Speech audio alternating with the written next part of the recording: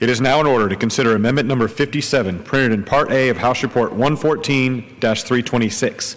For what purpose does the gentlelady from Washington seek recognition? Mr. Speaker, I have an amendment at the desk. The clerk will designate the amendment. Amendment Number 57, printed in Part A of House Report Number 114-326, offered by Ms. Herrera Beutler of Washington. Pursuant to House Resolution 512, the gentlelady from Washington, Ms. Herrera Beutler, and a member opposed each will control 5 minutes. The chair now recognizes the gentlelady from Washington. Thank you, Mr. Speaker. Over 50% of all transit riders in the U.S. travel on buses, but only 10% of our transit funding actually goes to buses. I'll say that again.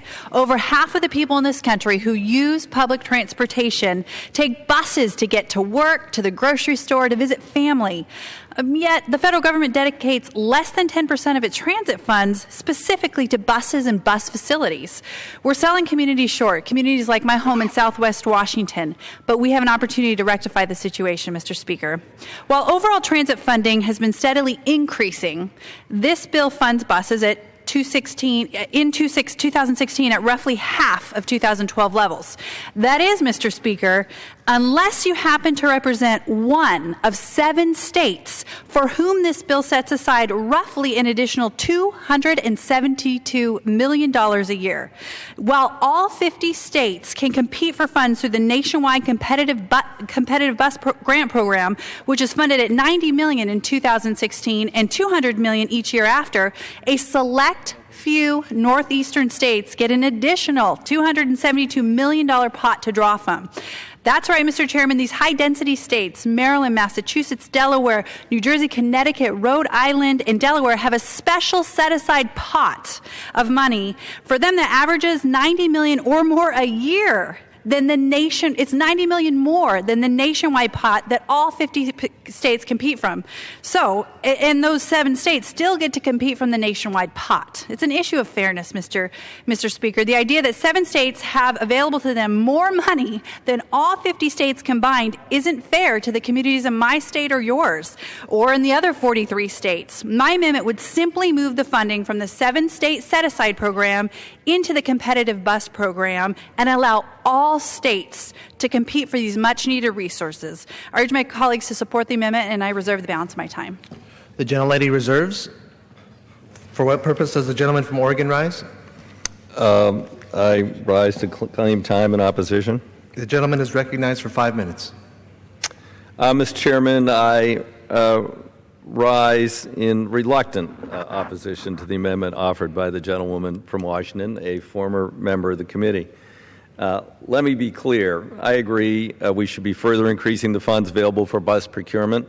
MAP 21 cut bus funding in half, devastating cut to many smaller and mid-sized transit agencies, including my district. We tried to reverse these cuts as much as we could in this bill, but with severely limited funding, mentioned earlier today, there was only so much we could do. In total, we increased bus formula and competitive grant program by 40%. I'd also like to mention the bus procurement reforms in the bill that are designed to lower the cost of bus purchases, provided several different mechanisms that provide bulk buying, power for transit agencies. Buses are expensive. Larger purchases will help them to get lower costs. This amendment will further increase the bus procurement programs and shift money from the high-density states formula that benefits 7 northeastern states. The high-density state formula is actually an old Senate provision, carefully drafted by the esteemed members of the Senate Banking Committee some time ago, and is of great benefit to those 7 states. I am very sympathetic to the amendment, but I am obligated to reluctantly and tepidly oppose it. With that, I'd reserve the balance of my time. The gentleman reserves. The gentlelady from Washington. I yield time to the gentleman from Ohio. 1 minute. The gentleman from Ohio has 1 minute. Thank you, Mr. Speaker. I rise as a co-sponsor and in opposition to this earmark and in support of this amendment number 57, offered by Herrera Beutler. This has been interesting in the debate because it is absolutely clarified on both sides that we see this as an earmark. Basically, 7 states take from this bill a disproportionate amount based on a formula that declares them high-density states: New York, New Jersey, Massachusetts, Connecticut, Maryland, Rhode Island, Delaware. If you do not live in one of these states and you're a member of Congress, you should vote for this amendment, because declaring them high-density states is a meaningless designation. For example, Chicago, Los Angeles, many urban areas throughout our country are high-density and deserve to be able to participate in this fund, but they cannot because they're not located in one of these states that has largely been, as the ranking member has indicated, a Senate formula set-aside.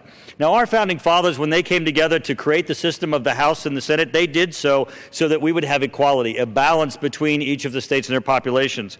This is not a balance when you have a set-aside for 7 states. So once again, I would call on all my fellow colleagues who do not live in New York, New Jersey, Massachusetts, Connecticut, Maryland, Rhode Island, and Delaware to vote for this amendment by Herrera Beutler, where she has identified that this is an earmark toward these states. It robs money from other states that need assistance in public transportation. And with that, I yield Additional back. 15 seconds. 15 seconds for the gentleman from Ohio. I urge my colleagues to vote for this amendment because it does correct an injustice. Thank you. I yield back. Gentlelady from Washington. Thank you. As was well said, 371 members of the House represent people in states that will benefit from this amendment. By voting yes for this amendment, 371 members have an opportunity to increase access to important transit funds in their districts without raising spending levels in the bill. Even those members in these high-density states are not losing access to the funds. The amendment allows all 50 states to compete fairly for grant funding based on the needs of the area and the merits of the project. How can anybody be against this? What's wrong with this? I urge my colleagues to support the amendment, and I yield back the balance of my time.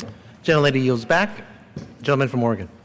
In closing, I would say that a great former Speaker of the House, Tip O'Neill, said all politics is local. With that, I yield back the balance of my time. Gentleman yields. The question is on the amendment offered by the gentlelady from Washington. Those in favor say aye. Aye. Those opposed, no. In the opinion of the chair, the ayes have it. The amendment is agreed to.